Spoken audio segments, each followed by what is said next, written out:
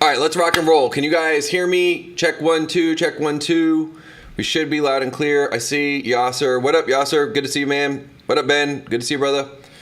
All right, let's see who else we got in the building. I'm still pulling things up a little bit here. But it's good to see y'all. Happy Tuesday. Hope you guys are rocking and rolling with your weeks and everything so far. I'm excited to start hitting some dials here. We're going to have a good time. Let me just pull up my channels, make sure we're looking good everywhere. I think we are. Bam. No. This is what I'm looking for. Awesome. I've been playing with some new processes too, which I'm pretty excited about to be demoing with you guys. I'm testing a little bit of a new script and I'm testing a little bit of a new process. So you guys will get a little bit of a behind the scenes look at that, which is going to be a lot of fun. I'd love to know just real quick where y'all are tuning in from. Post wherever you guys are at. Some of you guys are on LinkedIn. Some of you guys are in one of our Facebook groups. Some of you guys are over on YouTube. But I'd love to know where in the world you guys are tuning in from. And we'll get rocking and rolling here in just a quick second. So before we do dials, if this is your guys' first time here ever, just a quick little understanding of how these typically go. So usually we'll cover a little bit of training, and then at the end I'll do some dials. Maybe if we have time, I'll do some like AMA, so you guys can ask anything in the chat and I'll sit down and answer it. I try to be as interactive as we go through it. There's always a little bit of a lag between when I ask questions and you guys respond. So sometimes it's a little awkward. I try to fill that, but bear with that if it's ever that way. And then a couple other key things that I wanted to point out before we get into this is, so we'll hit a little bit of training. It'll probably be like 15 minutes or so, and then we'll actually do calls, live sales calls, so you guys will be able to hear me. I'm going to be calling people who basically they're coming from cold outreach. So we've reached out to them. They've signaled positive intent. That's it. That's all they know about us. So it's pretty much like cold calling. Some people call it cold calling 2.0. If you guys have ever read the book Predictable Revenue, which is kind of one of the early books that influences a lot of the ideology in sales post 1990 and like especially B2B SaaS sales, that was an early book that influences a lot of the following thinking. There's obviously been some updates because the landscape has changed since then. So if you guys run that exact play, it's not going to work necessarily as well as it historically would have. You have to be a little bit more advanced than what that was. But regardless, inside of that book, they present this idea of they're sending cold emails and they are cold calling the people who were positive replying. And that's kind of what we've been playing with a little bit inside of some of our systems these days. Sweet. So we got Toronto's in the house, Austin's in the house. Sweet. What up, Canada? Let's see where else we got some of you guys at. Boom.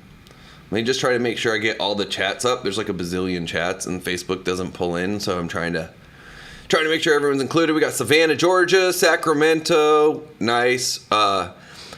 Kevin is in Miami. Patricia's in Tallahassee. Nice. Some Floridians. I am over in Fort Lauderdale, in case you guys didn't know. So I love the beach. Like, I love all things nautical, water, tropical. That's kind of our vibe, me and my wife. But I wanted to talk. I've been working through something for my social selling process lately. And this is the main thing I wanted to talk to you guys about today, which was understanding actually how to design stories. So we all hear about stories. We've all been told storytelling is what really moves people. But storytelling is deceivingly simple, yet very difficult to do well, right? And so you guys can know too, if you guys have ever put one of those posts out where you tell a good story and your post like goes crazy with reaction. If you've ever had one of those, you know what I'm talking about. There's a feeling and you can tell when you just hit the nerve with your audience, and it's just goes like, it's like a live wire. You can feel that you're connected to some sort of energy and some sort of emotion, and that this post that you've put out there is doing something to people that's causing them to shift, right? And so that is fundamentally what a good story will do. And I've been doing some research and working through my own storytelling and updating some of my processes and just reworking some of our stories, because I feel like in a lot of ways I've been telling stories now for 5, 6, 7 years that are stories that in some ways I feel like I've outgrown.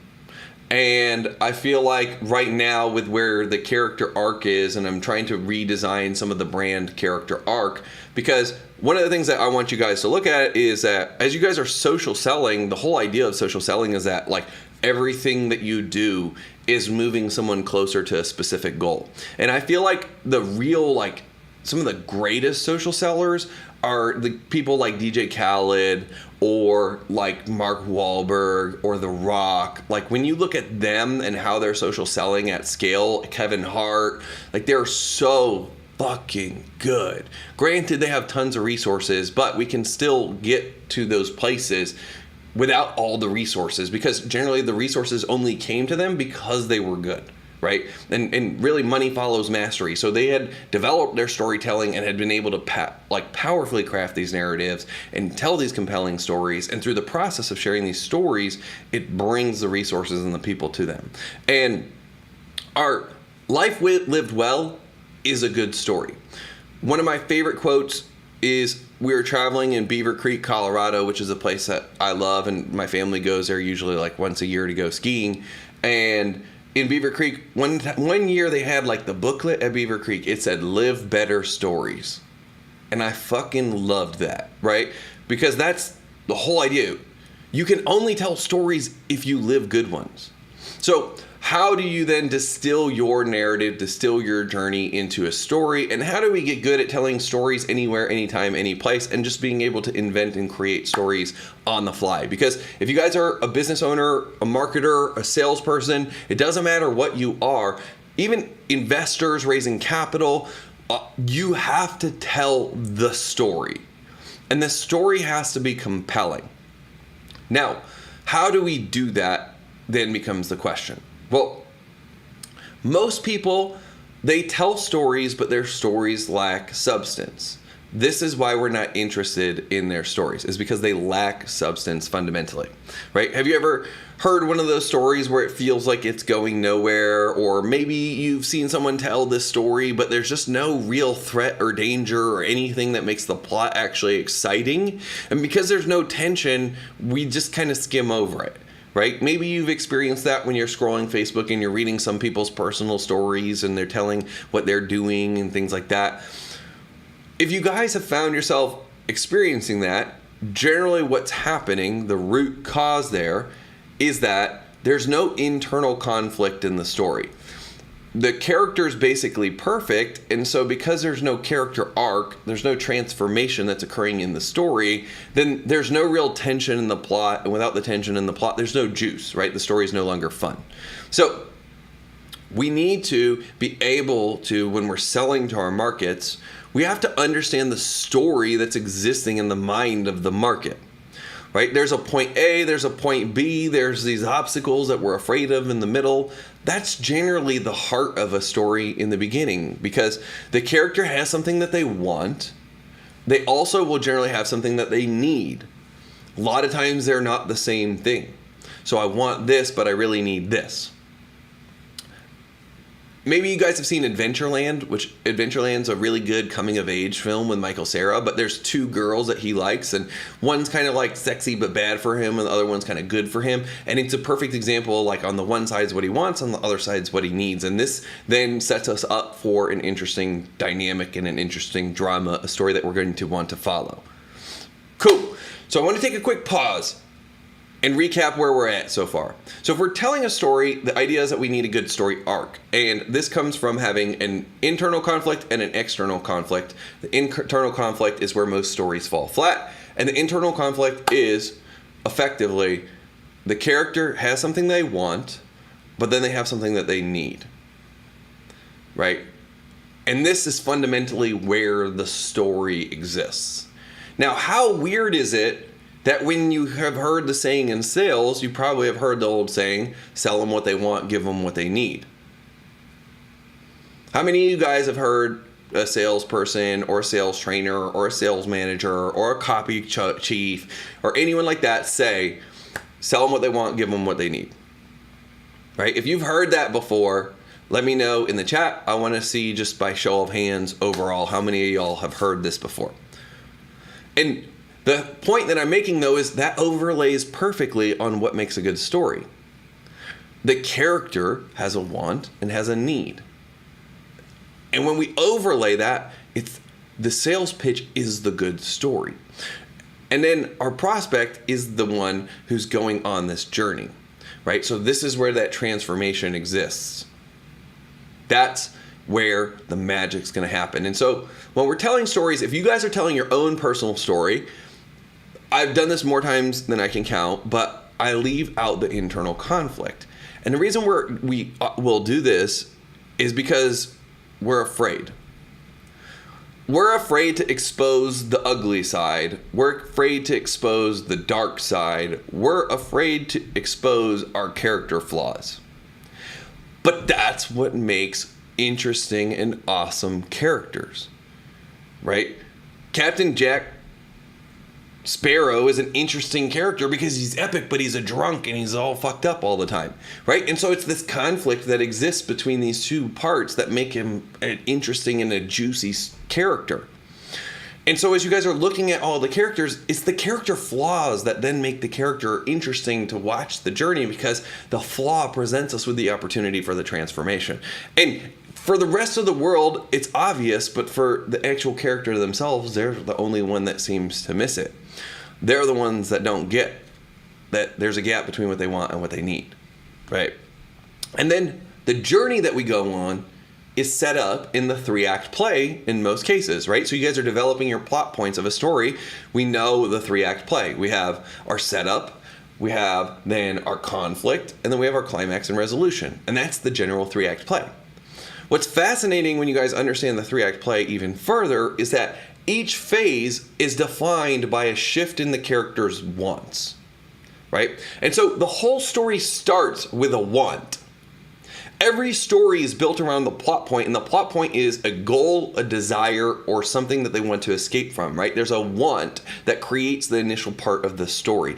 From that point, then, the character's relationship and what they want may shift in micro adjustments or inside of big adjustments, to the point that at the end, what they started wanting and what they ended wanting were two totally different things. And at that point, we now have a character arc, and we have a great, fascinating story, and we've delivered what we've wanted to deliver to the audience, which is they're transformed. They watched this character transform, and as a byproduct, they are transformed. People are more courageous when they watch Harry Potter.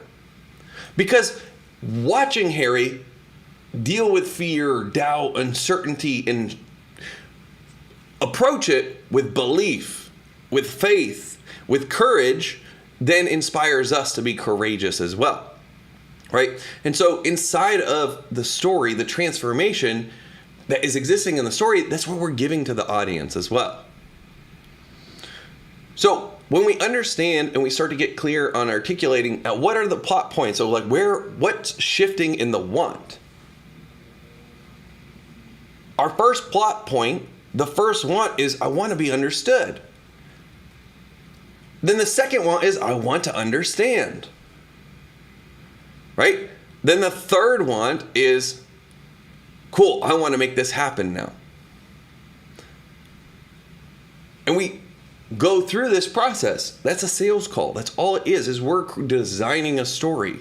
And we are performers who are giving this person the experience, the show, the transformation that they've been desiring and that they want to witness. That's the magic of what we're doing, right? That's the magic of sales, is that we're helping people transform. Now, here's a fundamentally really interesting idea. And I actually found this idea talking to another gentleman named Blair Duncan, and he's done a lot of research in what causes people to buy. And what he found was that he distilled sales not to a problem, not to a need, but to lack. Something that someone feels like they lack, right? And inside of lack is where want then gets created. I don't have this, and I want that. Or sometimes it could be having something but not wanting it, and so I lack the piece that comes from not having that thing. But there's something lacking, and then the whole process of selling is embarking on the story to transform that lack into fulfillment and into whatever their transformation that they're looking to create is. So that is what I wanted to break down for you guys. What I'd love to hear from you at this point is just any major aha moments, light bulbs that went off as you're going through this, and how you can relate that back to what you're doing right now. So I'd love to see, put in the chat, in the comments, any aha moments or dots that connected for you as you went through this. And I'd love to hear how can you put this into action for yourself. So while you guys do that, I'm going to take a quick second to go through the chat as well and kind of regroup, hear where everyone's at, and then we'll get back into it and we'll get into actually live calling. Boom. Sweet. So Tyler says filling in their missing gap is the key, right? And then watching someone overcome creates inspiration from within. That's huge. That is huge.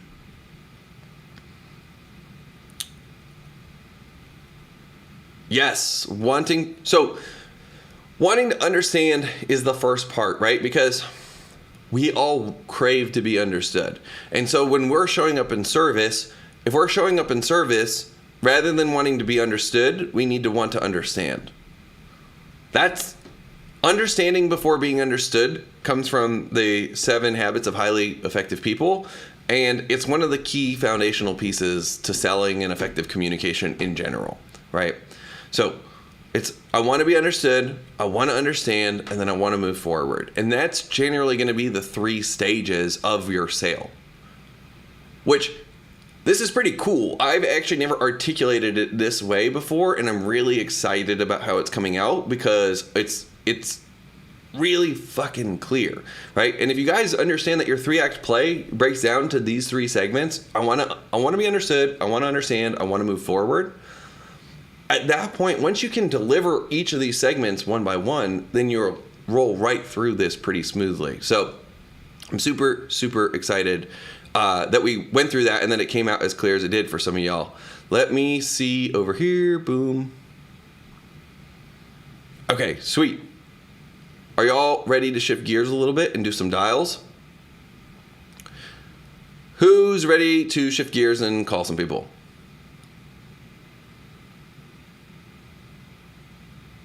Boom, let me see. Also, if you guys have any questions on the storytelling pieces, feel free to drop those as well, if y'all have any questions.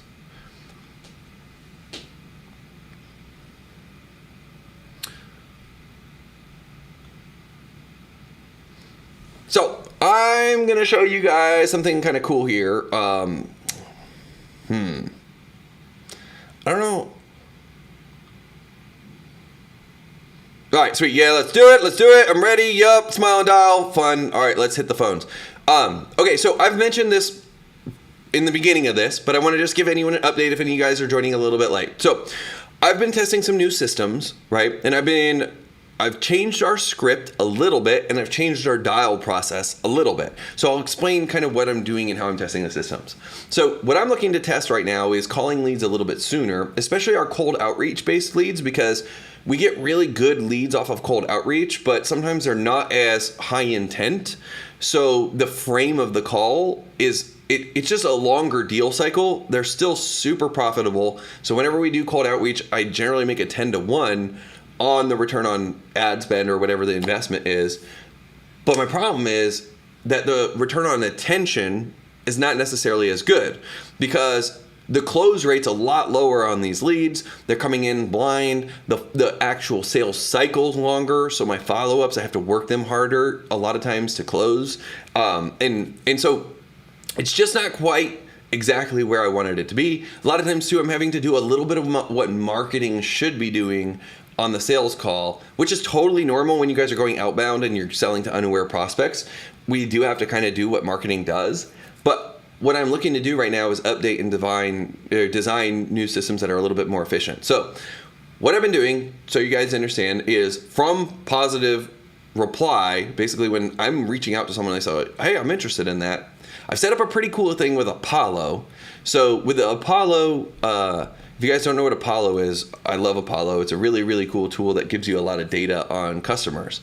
And so with Apollo, what I've been able to do is I can go to a profile and I can pull their data and then I can sync them to the CRM a lot faster. So I'm going to share my screen really fast here, show you guys what I mean. Okay, so I should be having my guy here pulling up. Okay, so this guy here positive replied, right? So he said, hey, I'd like to learn more. Boom. So with this guy, where's my Apollo? Let me hit here, boom. Here it comes. So I should have the Apollo extension popping up here. It looks like my stuff's loading slow, or, oh, it logged me out. Okay, hold on. Let me, I'll be right back. I'm going to fix this. I'm going to log back in, and then I'll get the Apollo figured out. Then I'll show you. Oh, no, it looks like it popped back up. No. All right, just give me 2 seconds to figure this out if I got to log in here or not. I think what's happening is the stream's just like bogging the computer down a little bit, and so the computer is struggling. All right.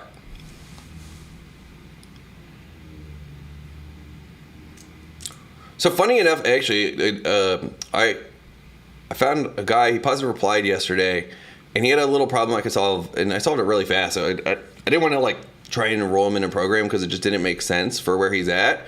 So sometimes when I do that and I can be like, I can solve this problem in 15 minutes if he screen shares. I was like, yo, I'll solve this problem in 15 minutes. I don't expect anything from it. I'll just do it to be nice. But if you want, you can pay whatever you want at the end of it. And so that was pretty funny. He ended up paying $100 just off of that call pretty fast. So let me go back, boom, into this. All right, you guys should be able to see my screen. I think it's working all right. Motherfucker. All right, 1 second.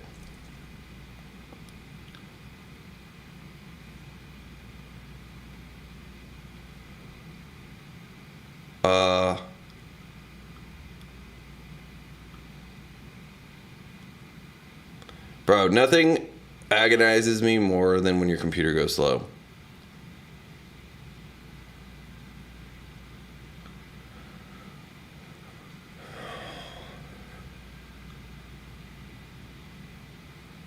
All right. Hopefully this works.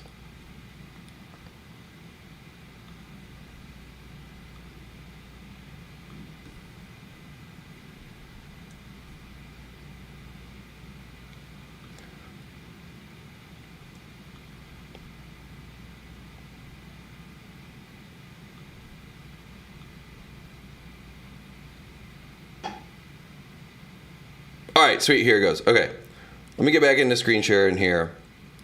All right, so we're back. Greg's positive replied, he said I'm interested, right? So with Apollo, what's pretty cool is I can pull all the data off of here on the internet pretty fast. So I'm gonna go, boom, request mobile,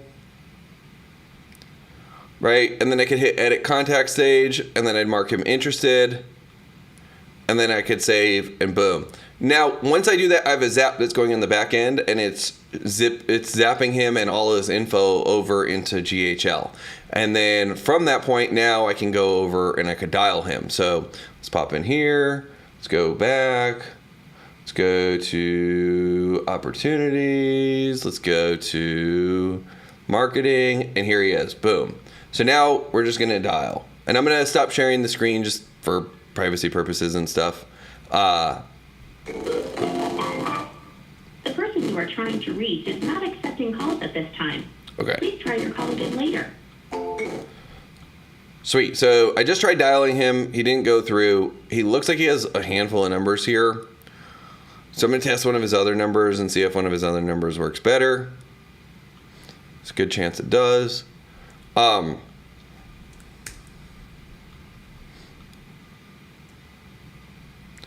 Now, typically, these guys are not my best guys. A lot of times, these guys, action coach guys, they're just kind of like handicapped by action coach because they bought a franchise, so they are limited to geographical region, and they fucking kind of, these guys get screwed over because they look to franchise coaching instead. And it just doesn't work as well for them. Some of these guys do all right, but I don't see as much success, so they generally are not good fits for what we do. So I'm probably going to skip this guy, but that was just a demo of how it works. I could call this guy, but it's probably going to be a waste of time. I'd rather talk to good leads who seem like they have a higher chance of converting. So if I do talk to him, I'm going to come back to him a little bit later. So let me go back into our combos, and I have a few more combos where I have positive replies from today. I saved them for y'all so that way I could do this with you. Boom.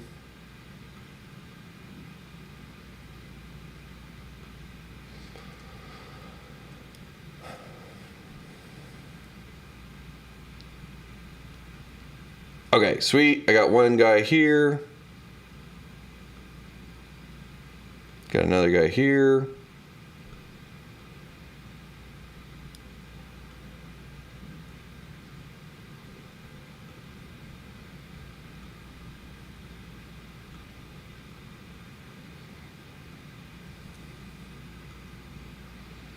Oh yeah, this guy is a fucking money fit. So this guy is in self-publishing. He helps people write books. I love those guys.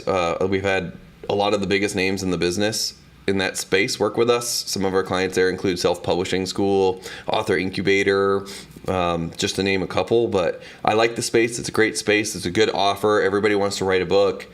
It's a really easy sell, and this should be fun. So let's see where he's at. I'm going to import him. Same thing I just did with that other lead that you guys got to watch. I'm basically going to be doing here, and then we'll dial out.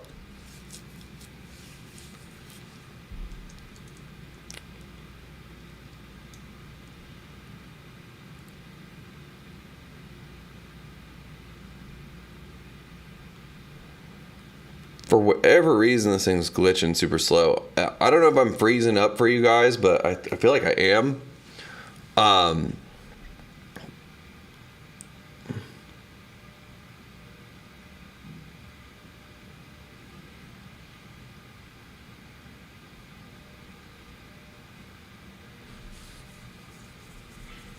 So I haven't tried to stream and do this yet, and I don't know if it's liking this exactly.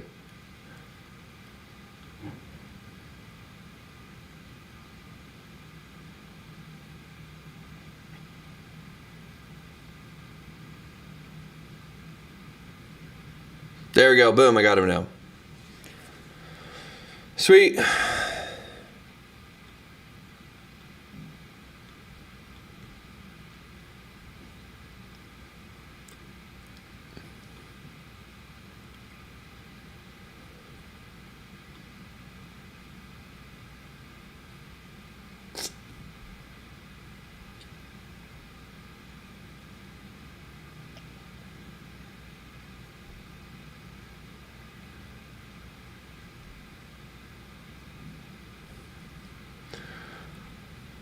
So I'm looking at my leads. That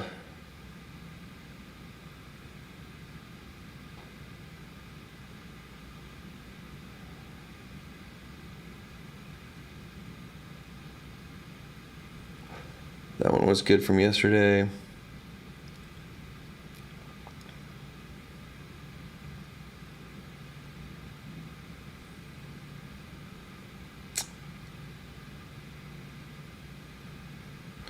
I should have one more here. I saw him just a second ago, but I'm not finding him. Hold on. So what I'm trying to do is batch all my leads right now as I port them over, and then I'm going to dial them in batch as well.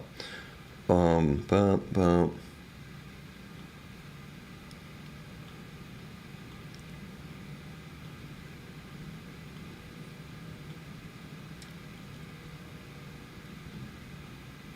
Oh,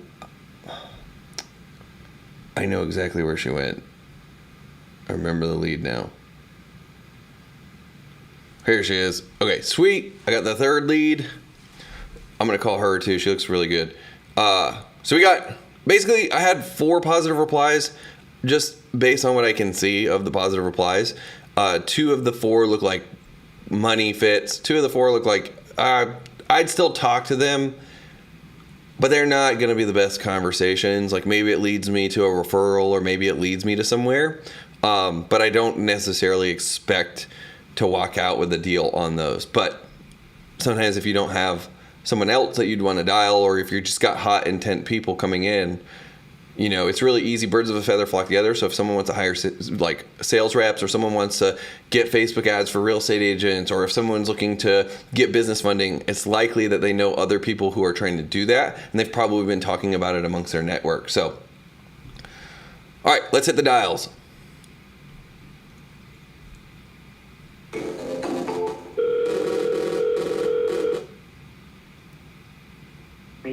But the person you called has a voicemail box that has not been set up.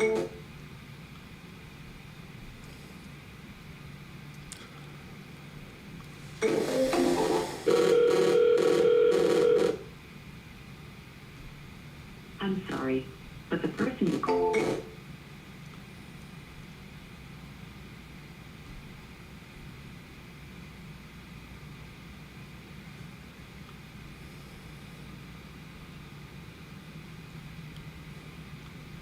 So in Apollo, a lot of times you're going to have 2 numbers too. So what I'm doing over here is I just updated the number. I'm going to try the other line.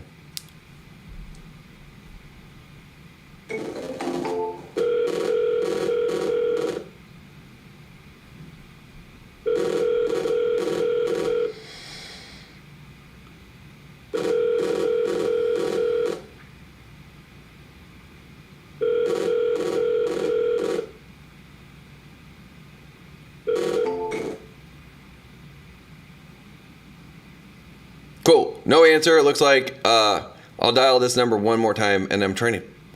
Dude, the Apollo extension right now is being a mofo. It's like being super slow. It's not doing what it needs to do. This is part of the game, though, you guys. Like, if you guys get mad at tech and you give up on tech, then you're missing out on it. Like, tech should frustrate you, because you're going to have a learning curve and it's going to break, and platforms are always changing, and no service that you ever hire as a SaaS can keep up with it all the time. So it's going to break. Like, you gotta expect that, because it's par for the course. So a lot of people get super frustrated and they give up when that happens. You just can't do that. You got to stick with it, because if it's frustrating, cool. Like, use that frustration to solve the problem. Use that energy to something productive. But the tech will frustrate you at times. It will take time that you need to sit down and figure it out. And that's kind of part of the process. And you got to poke around and click a lot of things and figure it out. All right, let's hit this guy one more time, and then I got the other lead imported as well. So we're gonna hit her up.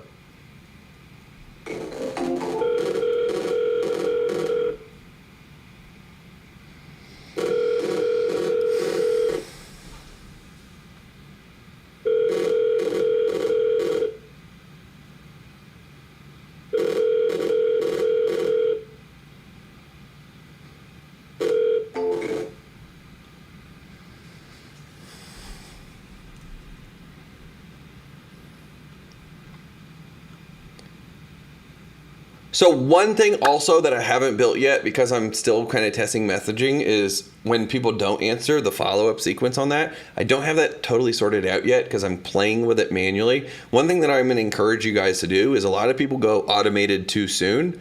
So you want to automate as quick as possible, but I encourage you guys to play with it manually.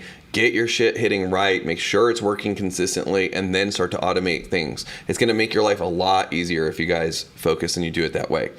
All right. Let's dial this lead one more time.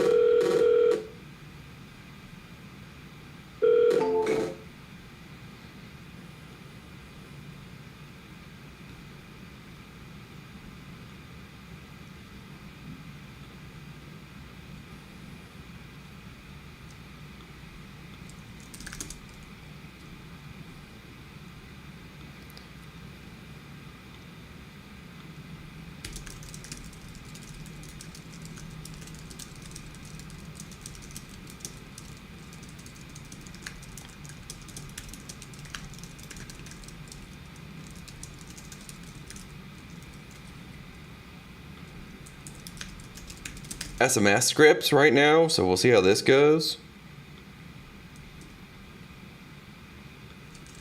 I still haven't done this one yet, so we'll see. Hit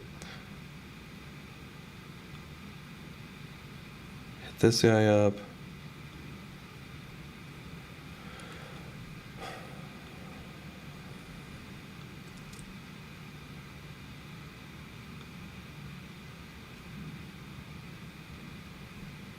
Sweet. So I've sent out text messages now to both of them. We'll see if one of them responds. Just so you guys know, the scripting on the text message, it basically says, "Hey Dave, this is Mike. Just called you to see if you're free to chat about big benefit." That's basically it. And then I put really quick at the end, because sometimes if you use really quick, it kind of kicks people into hot cognition, and then it makes them like want shit more, because for whatever reason, speed gets people all fucking fired up. And that's where we want them to be mentally and emotionally. So, what up, Matthew? Good to see you, brother. So Matthew said a few things. He said, should a setter be making these initial calls to set the appointment of the interested people? And also, are setters trying to book group calls or to close people at once? So, couple things there. We do both, basically, on both of the answers. So, one thing that I did, and this was a personal failure of mine, and so I'm just going to be totally candid with this, is once I started to make a lot of money and I had a team in place, I started to get like a little too much ivory tower. And so I just didn't talk to the market as much at all. I don't know, I kind of started to abdicate that responsibility, and you know, I thought I was delegating it, but I wasn't talking to the market enough. And as a result, it just kind of got away from me a little bit, and dropping back and talking to the market. Like, I don't know if you guys have ever read the Everything Store, but in the Everything Store, they talk about how Jeff Bezos would literally fucking actually still reply to customer service emails as the CEO of the company. And I always thought that was super fascinating, but the main key is he wanted to talk to his customers so he can understand the mentality of the customers. So in business, the most valuable thing that we could possibly be doing, even as a CEO, is still talking to the customers to understand the market and the mindset of the market, and then take that insight and then bring it back to our team. So I got away from that for a little bit, and it really hurt me.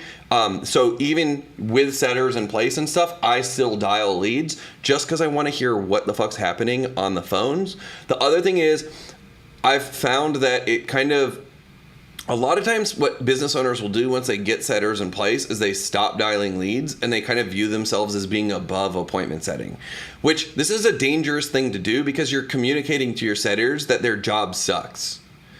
If you're willing to get on the phone and call up leads and get on and chat with them yourself and lead from the front, you'll notice that people get a lot more excited about doing it themselves, because they view it as a path to get to where you are now.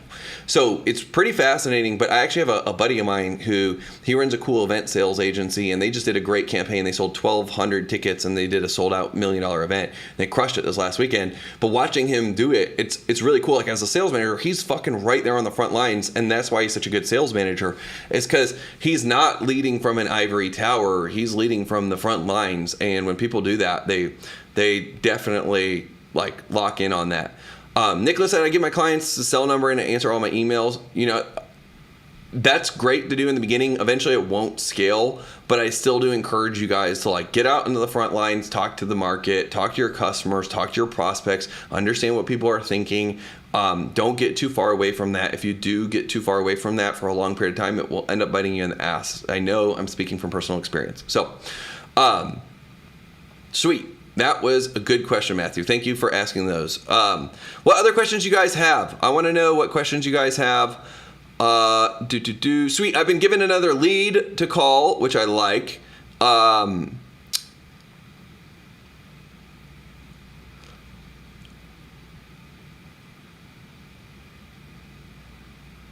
Sweet. Okay. Sweet. I've been given a lead. I'm going to hit this lead up. Let's go check him out first. So typically before dialing, I like to come in as blind as I can, but I like to also know a little bit about the person. So it's kind of weird, but I try not to look at too much to get like too crazy of a preconceived notion about what this person does. But I want to get a general sense of who they are. If I can do that, then I'm pretty much good to go. So I'm going to do a little bit of recon on this individual. And then I got the phone number from someone here. Boom.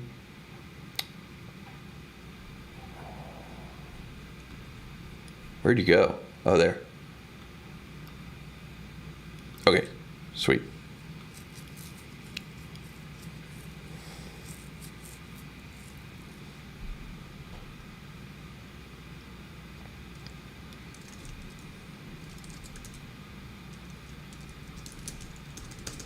All right, so basically what I'm doing is I'm Googling the name of the individual I've been given. Okay. Oh, sweet. Great website. Solid. Yeah. Sweet.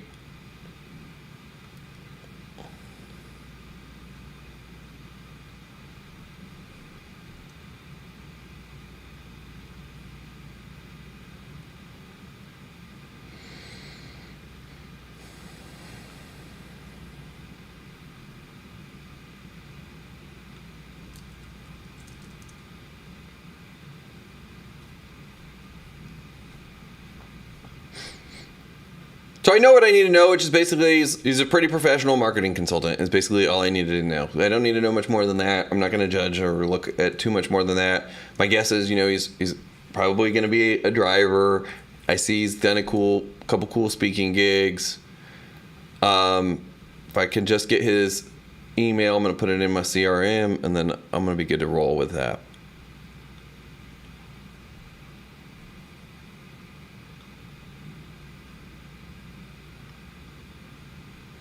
Also, let's double check, see if any of these leads take the back.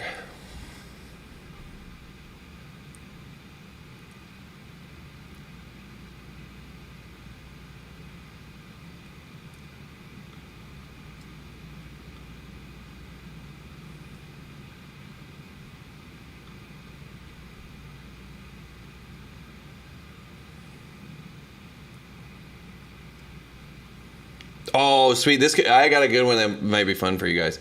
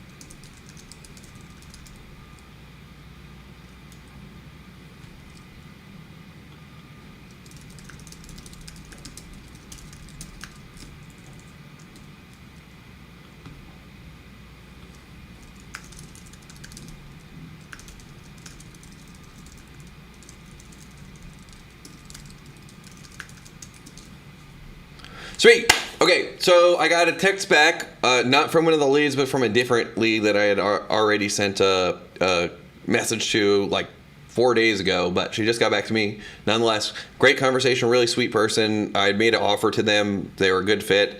It seems like they've kind of run into some issues, so I'm going to see about how I can help them figure that out. So that's what I got back to there. And then I got another lady that I messaged who got back to me as well. See.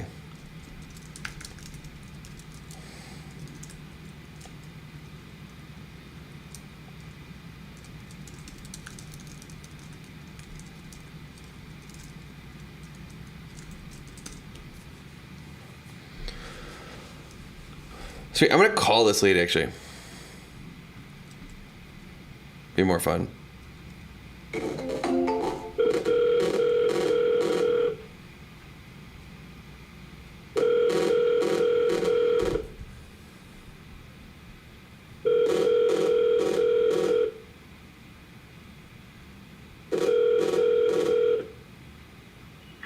Congratulations! You have reached my one. That's a funny voicemail. Sweet. I'm not a big voicemail leaver. I like to text more. I occasionally leave a voicemail, but in this case, I've been in correspondence with her, so I was just trying to see if she was free and we could connect. I'm actually going to dial one more time just to see if I can get her.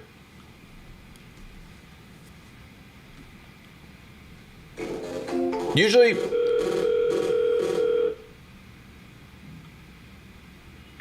Congratulations! Okay, cool. She's probably busy, and then I'll ping her later. But usually, whenever I'm working like a better lead, I'm gonna double dial those. Boom. Let me see. Sweet.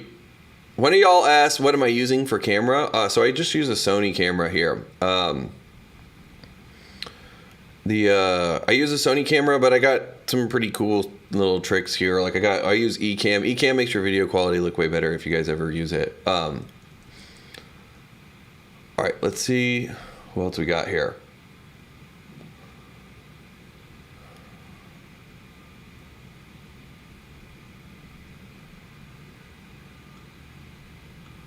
Oh, let me dial that lead. I forgot about that guy. Let's get back into... Cool. This will be our last dial. I'll hit this guy. I'm still probably going to hang back and keep working leads and stuff, but just without the stream kind of like killing some of the fucking dials. But I'm going to dial this guy. Let's see if we can get him on.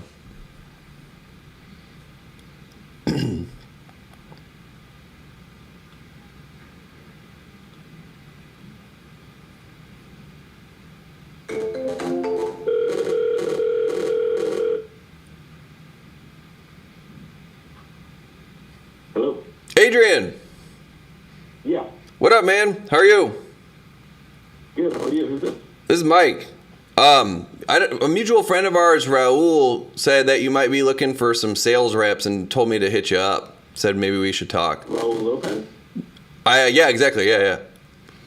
Oh, nice. Yeah, a long-term friend of mine. I'm always looking for salespeople. Yeah.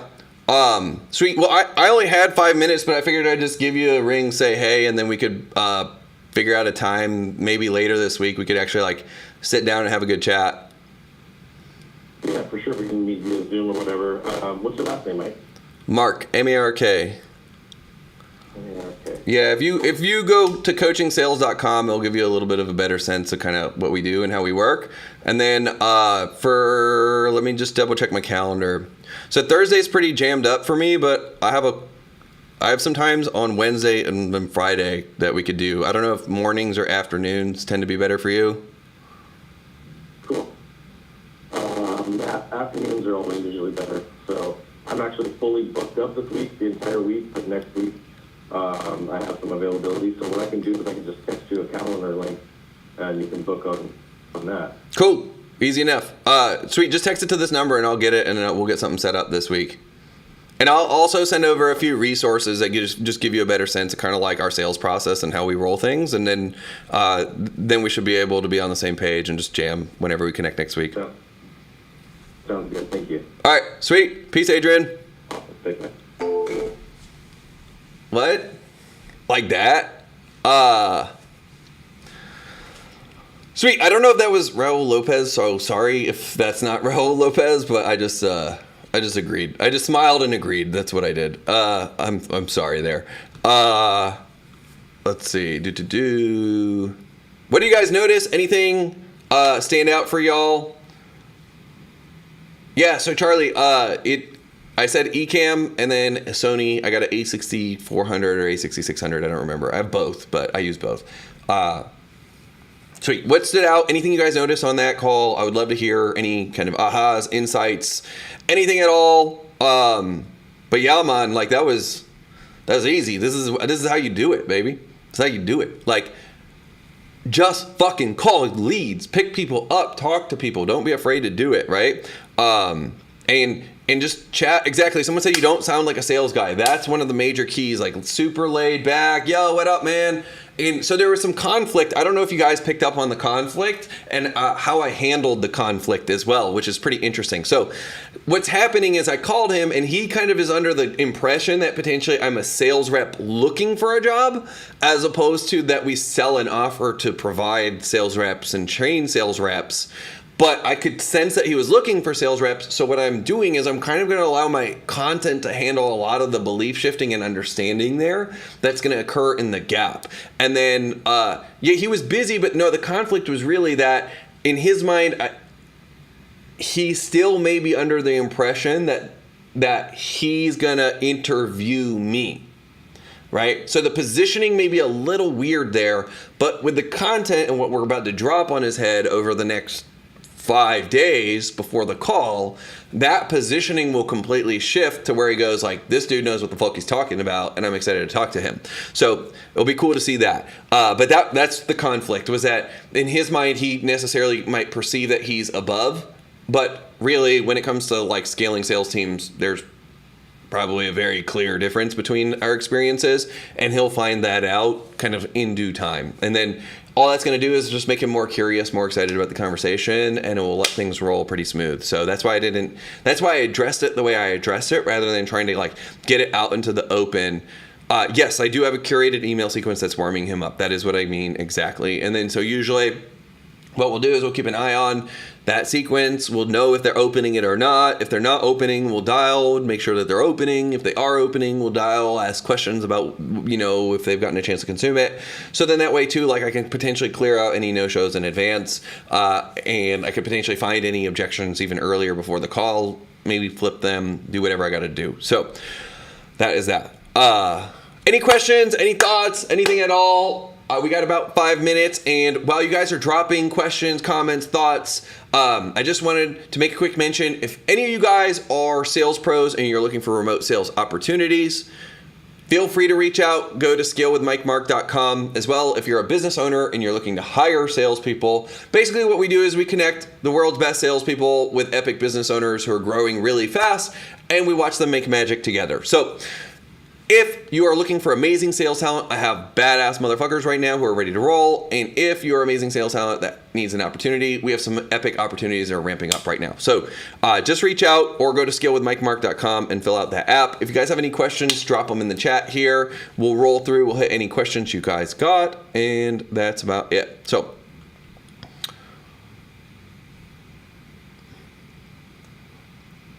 yeah, straight in, barriers down, friendly chat, under the impression he knew you. That's the big thing, man. Like, if you can give him the long lost friend principle at the jump, that's where you do it. Yeah, so Gus says, very conversational and clever way to disguise and get in the door with your offer. Yes, exactly. Because at the end of the day, nobody wakes up saying, I fucking want to drop 15 grand a day on this thing. It's not what they're waking up thinking, dude. They're not. Our job as salespeople is to make them think that, right? Like, that's the whole fucking premise, is we're supposed to take them from, I want this thing, to, hey, I need to drop 15 grand a day in order to do that. So we're going from vague to specificity in their beliefs, and we're starting to channel and whittle it down throughout the process. If you're not comfortable going in with the general vague, then it's very hard to get there enough times on a consistent basis. So that's a big thing. Cool. Any other insights, aha moments? And if you guys are catching this on the replay, drop any ahas. Drop as well if you're live or you're here on the replay. Just, I like to know when I go back and look at everybody and kind of what you guys had to say later on. I'd love to know that. Any aha moments, any insights, or anything else that you guys glean from this, please drop it in the chat. I'm happy to answer any quick questions y'all got, and we'll probably wrap up in another minute or so if there's not any questions that start rolling in here. So any questions? Let's see. Boom. No, I think we're straight. Maybe a little bit of delay, so I'll give you all a second for a little bit of delay. But that was a good call. Really fun. Bop. Yes, glad you picked that one up, Ben. Adding really quick speeds up hot cognition. Yeah, it's a little funny trick. Really quick. I love that. Good frame. Yep. Be more specific, Yasser. That's my only comment there. Be more specific. What's good frame mean? Good. What part of the frame was good? What stood out to you? Just go deeper with your specificity and your language, so that way you're building a stronger model for yourself later on. Let's see what else y'all got. Cool. I love this comment. Oh my God. I love this comment. This comment is like, very few things can make me happier than hearing this. So I'm trying to figure out where this was said, but someone said, it's cool to see you taking calls. I've been too far up in the ivory tower. Yes, trust me, it feels good. Like, you get all this ego gratification from being in the ivory tower. You avoid conflict of dealing with people who are disgruntled or pissed or say things that might trigger you. It's comfortable in the ivory tower. That's why we don't want to leave it. But all your growth, all the feedback, all the market data you're looking for, all that fun shit, it exists in the market. It doesn't exist in the ivory tower. So you got to get out there into the world. You got to talk to folks. You got to just hear what your market's feeling. Hear what they're feeling too, right? Like, that's the key. Hear what they're feeling. So, Gus, I'm glad that was what you took out of this. So, sweet. Let me just see any last quick ones in terms of recap. I see someone says, set a good frame on the call right away. Yeah, exactly. That's the whole idea of the long lost friends principle, is it sets the frame in the right way for y'all. And you guys will notice if you guys start implementing that, like, that's one tiny shift you can make to just get right in. And so you go from long lost friend to, here's the thing that I know you're interested in, right? And then as soon as you do that, then they're like, oh yeah, I am interested in that. And then the conversation will flow super smooth and pretty easy. So sweet. Great sesh, you guys. Good sesh. I'm glad we did this. We ended up setting an appointment. Boom. It was a successful sesh. So, and that was really, I mean, you guys are watching me. I talk for 20 minutes of this direct or more fucking. So I'm really only doing like a good 30 minutes of actual setting an appointment. So my goal is to encourage you guys, if you guys are appointment setters, you should be out there and you should be able to, in an hour to 2 hours, be able to set 1 to 2 appointments a day, every day, consistently. So someone said, do you think sending your email set the appointment? I don't understand the question. I'm sorry. Which email are you referring to? And then I'll be able to tell a little bit better.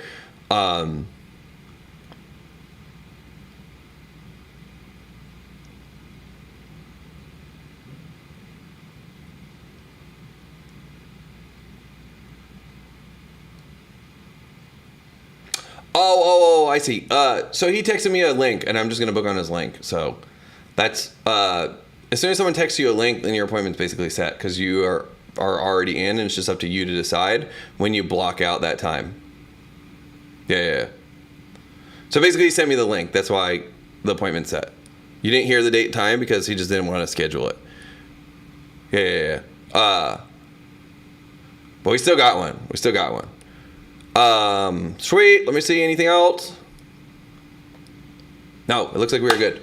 That is it, you guys. Great sesh. Get out there, smile, dial, talk to your prospects, talk to your customers. If you're in the job search process, talk to people who are hiring, talk to recruiters. Just what I'm doing right now, do this with hiring managers and recruiters and sales managers and all that shit, right?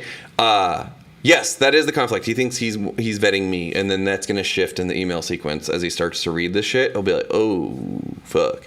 And then it'll be a lot more collaborative, and he'll be more open-minded when we get on the call. So, sweet. That's that. Go close some deals, change some lives, make some money. We are out of here. Peace, you guys. Boom.